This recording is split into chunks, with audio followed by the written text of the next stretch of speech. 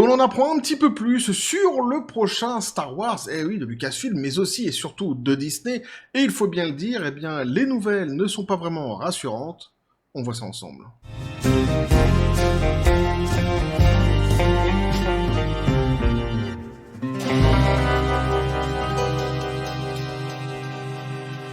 Et c'est un sujet qui m'a été suggéré, entre autres d'ailleurs, devrais-je dire, par, eh bien, par Phil sur le Facebook de la chaîne. Je le remercie donc vivement avec mon Golden Mug. Petit café les copains.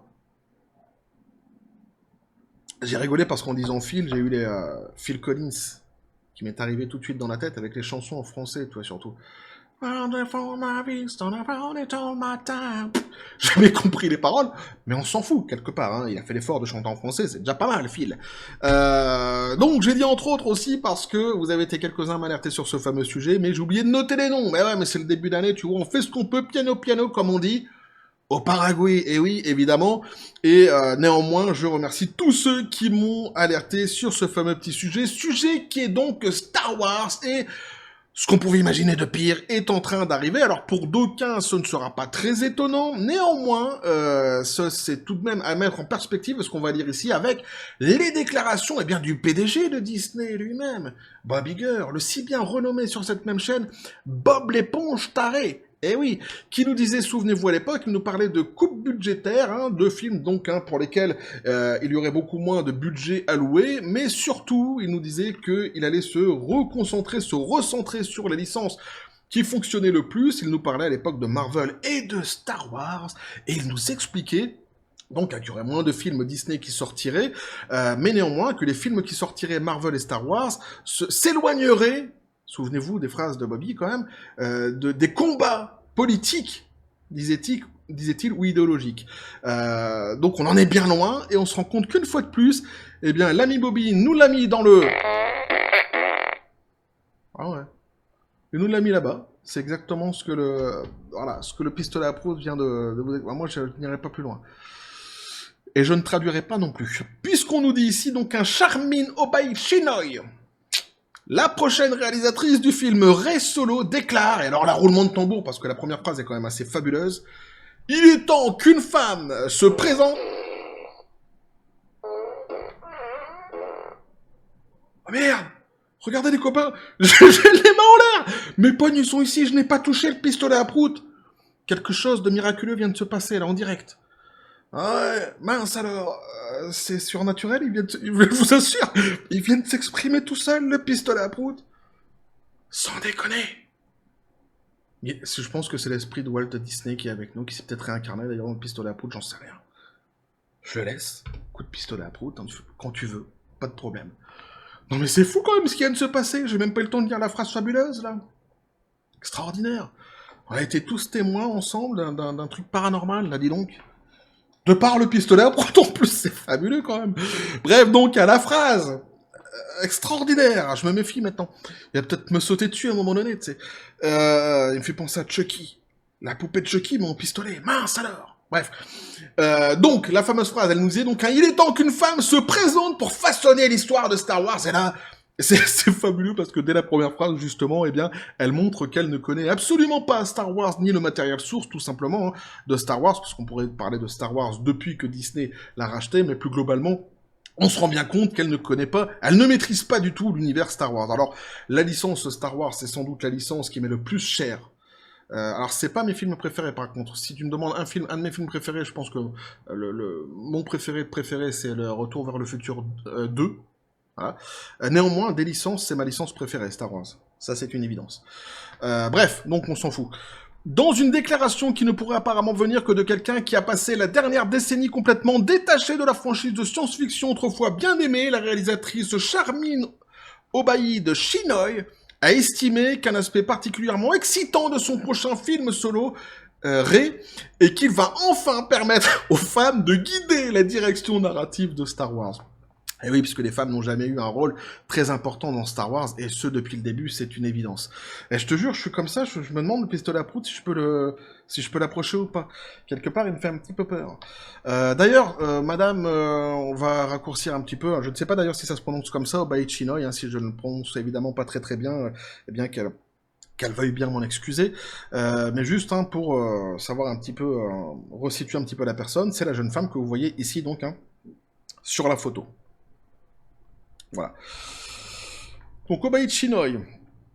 Alors, on a compris, quand même, je vais continuer ici, mais on a compris, en fait, dès le début, qu'on n'est pas sur une volonté d'interprétation de la part d'un réalisateur qui voudrait laisser vagabonder son imagination sur une licence aussi riche qu'est celle de Star Wars, tout en restant évidemment dans l'univers de Star Wars. Ici, non, pas du tout. Ici, on est uniquement focalisé sur le message politique et idéologique. Ça, on l'a compris dès le début. C'est-à-dire que on ne parle pas du tout justement de la forme de création qu'on pourrait apporter, que pourrait apporter d'ailleurs un nouveau réalisateur à Star Wars, sans avoir d'ailleurs besoin d'écouter les fans. Des fois, tu peux être surpris par un réalisateur justement qui n'écoute pas les fans, mais qui va de son propre amour d'un matériel source et qui te transporte lui-même, qui arrive à te transporter lorsqu'il crée à partir justement de ce même matériel source. Ici, c'est pas donc du tout le cas, puisque elle ne voit que la licence Star Wars comme marchepied idéologique pour une propagande politique, évidemment, on l'a bien compris dès le début. Donc Obaïd Chinoy, dont la filmographie de réalisatrice se compose principalement de documentaires mettant en lumière les difficultés sociales auxquelles sont confrontées les femmes de son pays d'origine, le Pakistan, a offert cet aperçu de sa prochaine danse avec la force tout en s'adressant à Christy Lou Stout de CNN pour l'émission Réveillon du Nouvel An 2023 du réseau. Et alors là, c'est génial. Là aussi, c'est hyper édifiant, en fait, la manière dont Stout présente justement cette réalisatrice. Puisqu'on nous dit donc présentée par Stout comme la première femme et première personne de couleur à réaliser un film Star Wars. La réalisatrice, qui est apparue via une interview préenregistrée avec le présentateur, a ouvert la discussion en élaborant sur son enthousiasme personnel envers sa prochaine sortie sur Lucasfilm. Donc on va évidemment lire ses déclarations, mais avant cela, je fais quand même une toute petite pause, puisqu'ici, je l'ai dit, c'est assez édifiant. En réalité, on est vraiment dans l'idéologie woke complètement, c'est-à-dire qu'en fait, on ne présente une personne que par le prisme de sa couleur de peau, eh oui, ou alors de son sexe ou de son orientation sexuelle. C'est-à-dire qu'on ne définit plus les personnes par leur qualité. Là, elle doit avoir sans doute de grandes qualités de réalisatrice, cette dame, pour être là où elle est aujourd'hui. On n'arrive pas non plus dans les studios de Disney, quoique maintenant, tu vas me dire, sans avoir un minimum de quelque chose, je ne sais pas quoi. Mais donc, elle n'est pas présentée donc sur ses qualités en tant que réalisatrice, mais uniquement elle est présentée par sa couleur de peau et son sexe. Donc on est vraiment typiquement dans cette idéologie woke qui ne voit et qui ne décrit les personnes que par leur orientation sexuelle, leur sexe ou leur couleur de peau. Oui, c'est ignoble, oui, c'est raciste, parce que si tu remets cette phrase-ci, évidemment, dans d'autres contextes, tu te rendras compte très facilement que c'est très raciste, mais c'est le wokisme. C'est comme ça, c'est une idéologie raciste. Je suis très enthousiasmé par ce projet, donc, disait Madame Chinoy, car je pense que ce que nous sommes sur le point de créer est quelque chose de très spécial, et nous sommes en 2024. Alors là, il y a deux choses qui vont pas. On est en train de créer quelque chose de très spécial. Non, ça faut arrêter avec ces phrases-ci. Et alors, celle qui suit derrière, et nous sommes en 2024, c'est-à-dire ils vont nous chanter encore une fois le couplet de l'ère moderne, machin, pour les sensibilités modernes. Et évidemment, on sait exactement à quoi s'en tenir lorsque ça commence, lorsque ça commence ainsi. Évidemment, c'est pas fait pour rassurer. Et je pense donc, nous dit-elle, qu'il est temps qu'une femme se présente pour façonner l'histoire dans une galaxie très très très très lointaine. Va façonner vraiment loin, quoi. Dans ce cas-là, oui. Alors vraiment, dans une galaxie très très très lointaine, tu prends tes petits crayons, tes petits papiers, tout ça, et va façonner très loin. Mais laisse la nôtre de galaxie très très lointaine, qui est donc Star Wars, intact. À mon avis, c'est plié, vu le discours qu'elle a, c'est plié, mais ça m'embête prodigieusement, évidemment. Comme indiqué ci-dessus, les commentaires de la réalisatrice de Madame Marvel en 2 épisodes semblent absolument déroutants, étant donné l'attention très réelle que la franchise de Star Wars dans son ensemble a accordée à la perspective féminine depuis son achat en 2012 par la Maison de la Souris. Alors c'est vrai que déjà par rapport uniquement rien qu'au matériel source, avant le rachat de Disney, ce qu'elle dit, cette dame, on se rend bien compte d'abord qu'elle s'en fout du matériel source, c'est évident, mais surtout qu'elle connaît pas du tout en fait Star Wars, mais c'est davantage plus criant lorsqu'on compare justement ce que Disney a fait depuis qu'ils ont racheté Star Wars et ce qu'elle dit, puisque on a l'impression ici qu'elle serait une pionnière quelque part, la seule femme qui travaillerait actuellement sur des projets de Disney concernant Star Wars, et effectivement tout cela est complètement ridicule. Et à chaque fois, de toute façon, il y a cette volonté chez les woke, hein, c'est ce que je répète souvent dans mes vidéos, c'est-à-dire qu'avant eux, le monde n'existe pas. Ils sont les pionniers absolus de ce qu'ils sont en train de faire. Par exemple, ici, mettre une femme en avant dans un film, ça n'a jamais existé avant. Oublie tout ce que tu as vu par le passé, où il y avait des femmes, justement, qui avaient les premiers rôles, ça n'a jamais existé auparavant. Évidemment. Donc, après la conclusion de la vente, Disney a promu la productrice de film, Kathleen Kennedy, au poste de présidente de Lucasfilm, date à laquelle elle a ensuite positionné, susmentionné, ah, je sais que tu l'aimes bien, ce petit mot, comme le protagoniste surpuissant et mal écrit de la troisième et malheureusement trilogie canon de la franchise. Mais c'est tellement vrai ce qu'ils disent ici. De plus, au cours de son mandat de présidente, Kennedy a également supervisé la production de séries télévisées telles que Star Wars, The Mandalorian, Obi-Wan Kenobi et Ahsoka, chacune d'elles ayant tenté de manière musclée, voire énergique, de renforcer le profil de la franchise, de leurs rôles principaux féminins respectifs, souvent au détriment des personnages de leurs homologues masculins. Là aussi, évidemment, c'est assez vrai. C'est même complètement vrai. Par exemple, il nous dit donc justement ici, depuis son introduction dans The Mandalorian, Bo-Katan a réussi à éclipser Din Djarin à presque chaque tour de leurs aventures. Dans Obi-Wan Kenobi, bien qu'elle soit beaucoup plus inexpérimentée en combat et en manipulation de la force que même ses camarades de l'Inquisitorius, comme en témoigne sa manipulation absolue par le grand inquisiteur, Reva est toujours montré comme étant capable d'affronter même brièvement Dark Vador lui-même, réussissant même à désarmer le Seigneur des Ténèbres de son sabre laser avant sa défaite éventuelle. Mais déjà rien que ça en fait, même si t'as pas vu en fait ce qu'il est en train de t'expliquer ici, donc le journaliste, évidemment, pour tous ceux qui connaissent un petit peu Star Wars, cette phrase est folle quoi. Réussir à désarmer même brièvement Dark Vador, pour quelqu'un qui visiblement en plus ne manie pas réellement très bien ni son sabre ni la force. Je me demande ce qu'il en pense, Georges. Georges, qu'est-ce que t'en penses, tiens d'ailleurs? Viens dans les commentaires nous parler un petit peu, Georges, mais je sens que t'en as gros sur la patate. Viens, mais nous on est sociable. Non, sans déconner, hein. On est vraiment sociable, on est ouvert au débat, on est ouvert au dialogue, et on te sent un petit peu penaud comme ça. De loin, moi tu vois, j'ai des ondes comme ça qui me reviennent, sans doute le pistolet à prout, là, avec... il a réussi à développer une espèce de force surnaturelle qui m'entoure, là. Je commence à ressentir des ondes négatives qui viennent de ton cerveau, Georges, évidemment Lucas, hein. N'hésite pas à venir et à nous dire ce que t'en penses, même sur le Discord de la chaîne, pourquoi pas, tu seras le bienvenu. On risque de t'en vouloir un petit peu tout de même, hein, pour avoir vendu le truc à Disney. Tu vas peut-être te prendre quelques petites réflexions comme ça dans la tronche, mais là, tu vois, à un moment donné, ça sera mérité, tu vois, je peux pas non plus empêcher les gens de dire que tu nous as franchement bien déçus, sans déconner, je le dis de manière assez polie. Bref, donc, Georges, hein, n'hésite pas. Ensuite, donc, hein, il y a évidemment Ahsoka, hein, qui était centré sur un casting d'héroïnes principalement féminines, ce qui, bien n'étant pas un objectif négatif en soi, est remarquable en raison de la façon dont il met à mal les déclarations d'Obaïd Chinoy. Évidemment, hein, tout ce qui a été entrepris par Disney ces derniers temps déjà avec la licence Star Wars, évidemment, mettent à mal clairement les déclarations d'Obaïd Chinoy, hein, qui justement ici se fait une fois de plus passer pour la pionnière de quelque chose dont elle n'est absolument pas justement la pionnière, tout simplement. Alors, le récit du réalisateur est également contrarié par le fait que non seulement de nombreuses femmes ont occupé divers rôles dans les coulisses de la franchise, comme Marcia Lucas, rédactrice en chef à New Hope, Deborah Shaw, réalisatrice d'Obi-Wan Kenobi, Bryce Dallas Howard, réalisatrice de The Mandalorian, ou les réalisatrices d'Ahsoka, Jennifer Gettinger et Geeta Vasant Patel. Notamment, donc, hein, on peut noter par contre que ce n'est pas la première fois que Obaïd Chinoy se positionne positionne sa prochaine sortie dans Star Wars comme le moment de briser le plafond de verre de la franchise, en s'adressant à Vice News.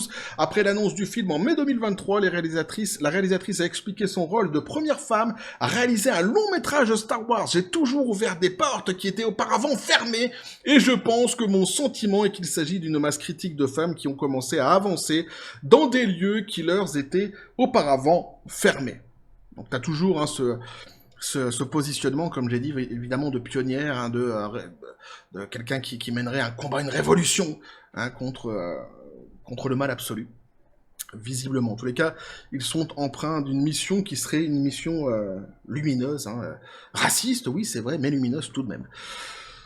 Selon eux, évidemment.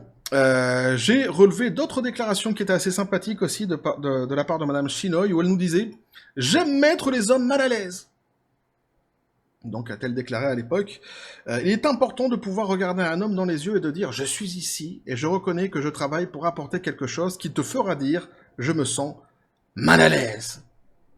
Voilà, donc vous êtes prévenus, elle a poursuivi, et cela devrait vous mettre mal à l'aise parce que vous devez changer d'attitude.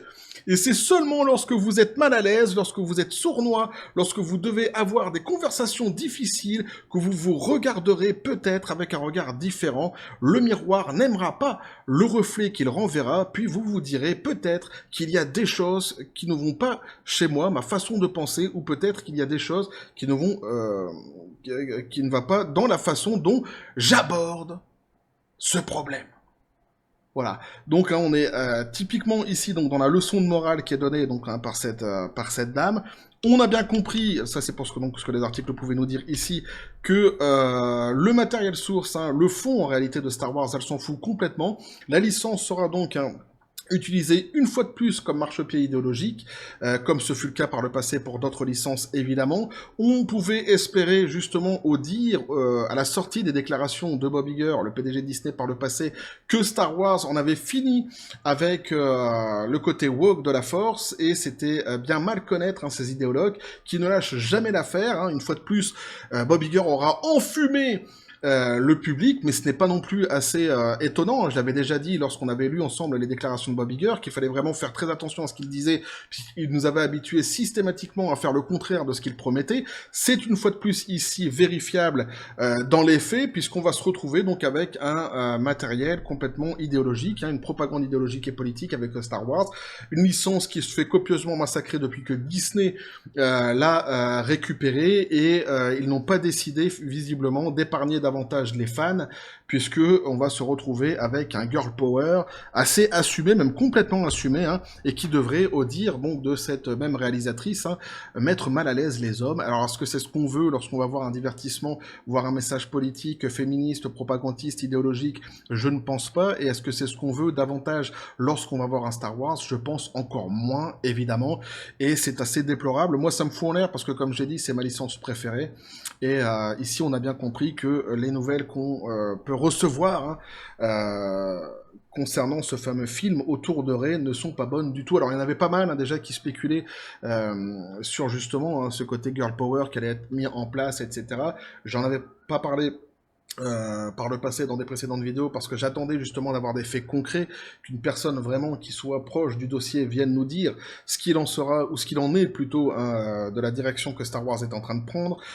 Ici donc c'est chose faite avec la réalisatrice, et effectivement ça vient corroborer toutes les craintes que certains avaient pu émettre hein, sur les réseaux sociaux, dans des vidéos, etc., dans des journaux, dans des presses spécialisées concernant Star Wars et la direction ultra féministe, idéologique woke que la saga est en train de prendre.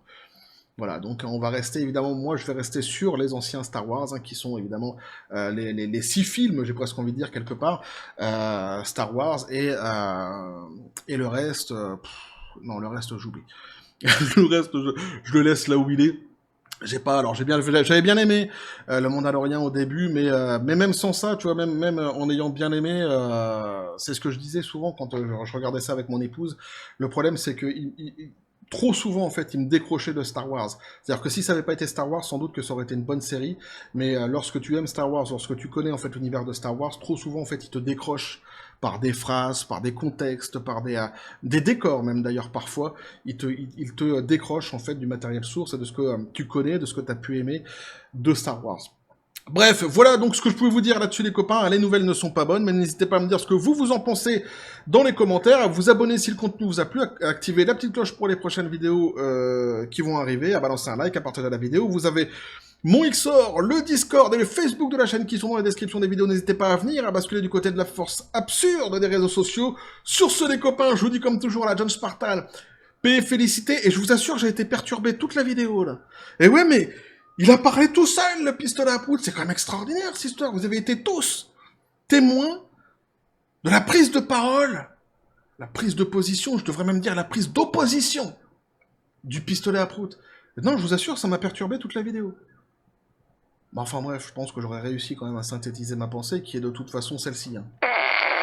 Voilà, c'est-à-dire que là, il a très bien dit, voilà ce que je pense de ce qu'ils sont en train de faire de ce fameux Star Wars, dossier qu'on va évidemment tout de même continuer à suivre, hein, comme toujours sur cette même chaîne, et que la force soit avec vous.